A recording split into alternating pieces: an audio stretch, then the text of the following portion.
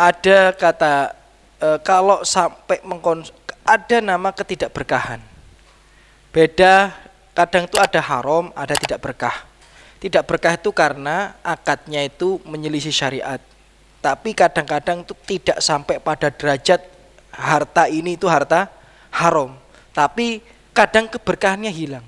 Jual beli itu ada keberkahan. Karena Allah mendoakan jual beli dan melaknat riba. Ya kan?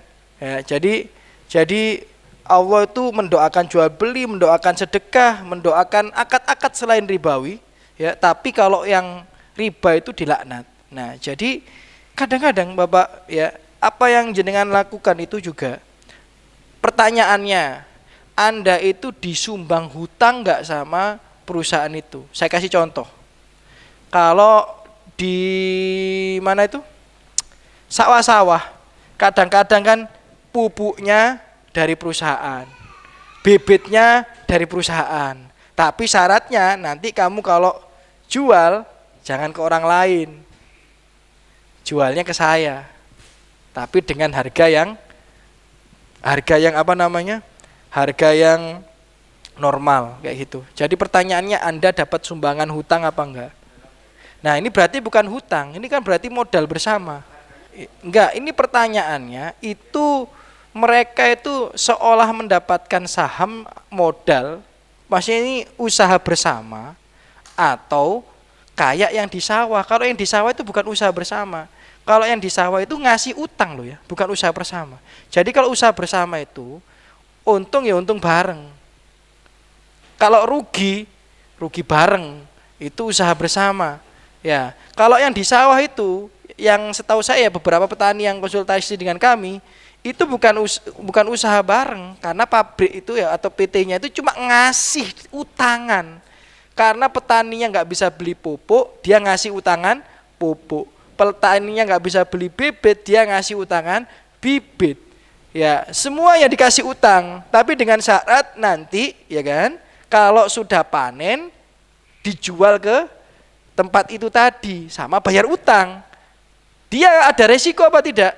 Nggak ada resiko. Maksudnya kalau gagal panen ya ditanggung dewe kalau petani nih. Dia nggak ada resiko, dia cuma ngutangi. Nah, ini nggak boleh. Ini nanti masuk jual beli apa?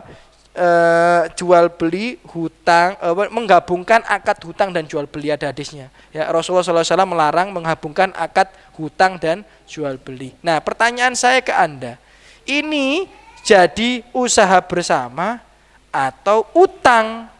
Lah, enggak. Menanggung resiko kerugian bersama apa tidak? Nah, berarti ya nggak apa-apa, nggak apa-apa. Itu berarti kan Anda sebagai wakil apa namanya, Anda itu sebagai syirkah itu namanya, nggak ada masalah. Justru lebih aman kayak gitu. Yang jadi masalah itu yang kayak apa namanya, petani-petani itu, saya mohon maaf ya, saya dikonsultasikan kayak gini, saya jawab haram. Itu berat saya ngomong haram, tapi ya resikonya Ustadz itu ya menjelaskan kebenaran. Menyampaikan kebenaran, bukan menyampaikan yang enak didengarkan. Yang jual ke pembeli siapa? Nah iya, kan tergantung akad pertama saja. Tergantung akad di awal. Ya, jadi al-muslimuna ala surutihim. Ya, jadi akad antum dengan dia bagaimana? Kalau akad antum dengan dia, ya kayak kita kerja bareng. Jadi antum kan sebagai, mohon maaf ya, antum sebagai pelaku syirkah kayak seolah-olah ya. Jadi antum itu sebagai pelaku syirkah. Dalam artian misal tak kasih gambaran. Aku punya kambing kurus-kurus nih, kecil-kecil, ya 6 bulan, ya 5 bulan, 3 bulan lagi, misal nih, saya punya dombanya udah 6 bulan, berarti kan sebenarnya sudah bisa dikorbankan, tapi kan kecil-kecil domba 6 bulan, ya itulah ada 6 bulan lagi. Nah, tak bawa ke antum, ya tak bawa ke antum, ya kan? Nah, tak bawa ke antum, kemudian antum gedekan dengan persyaratan kita bersama. Dengan persyaratan kita bersama. Yang penting ini nanti domba ini harus gede, dengan gede-gede seperti ini. Kalau udah gede, ya tak bayar segini per domba. Nanti aku yang jualan. Itu al-muslimu ala surutihim, syarat yang diperbolehkan, gak ada masalah itu. Ya, yang saya khawatirkan itu adalah ketika seseorang memberikan utang ke kita dengan syarat kita menjual ke dia. Nah, ini yang jadi masalah. Justru kalau syirkah itu tinggal dilihat akad syirkahnya saja. ya menzolimi atau tidak gitu ya, menzolimi atau tidak. Itu kalau itu masuk kategori syirkah. Syirkah itu lebih luasa. Yang jadi masalah itu ketika kalau orang itu menghutangi kita dengan syarat ada pembelian di situ. Entah dia yang membeli atau kita yang membeli ke dia dan sebagainya. Itu nggak boleh. Ya, itu tidak diperbolehkan. Itu termasuk riba yang tipis-tipis bahasanya. Ya, riba yang tipis-tipis. Kalau antum itu masuk kategori syirkah, ya walaupun kalau kategori syirkah tergantung nanti perjanjian antum dengan dia apa saja. Itu harus diteliti satu persatu. Kan ada yang zolim nggak? Jadi kalau syirkah itu dilihat kezoliman atau tidak zolimnya. Kalau ada kezoliman berarti harus dihindarkan kezoliman itu. Ya, misal ada syirkah itu harus pada batas waktunya dan sebagainya itu harus dijelaskan. Jangan ayo bagi hasil gak ada batas waktunya. Nah, nanti kalau syirkah itu juga bagi hasil juga dijelaskan. Kalau gagal nanti bagaimana? Nah, teman-teman di Mojokerto tuh bikin syirkah tapi nggak bikin aturan kalau gagal gimana. Akhirnya tukar-tukaran. Sing lanang tukar-tukaran, bojone tukar-tukaran.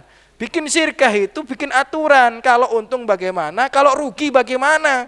Kadang-kadang kita bikin syirkah, yang bikin aturan untungnya tok, ruginya gak dibikin aturan. Akhirnya kalau rugi beneran, eker-ekeran kabeh. Nah ini repot ini. Sing siji gak gelem rugi, sing siji gak gelem rugi pisan, akhirnya tukar-tukaran. Terus konco-koncone sing wasno melu tukaran pisan ya Mas Andi ya. Jadi sing tukaran kono kene melu tukaran pisan akhirnya. Ya, ini repotin. Makanya fasalu ahla dzikri in kuntum la ta'lamun. Kalau enggak tahu tanya aja lah apa susahnya tanya.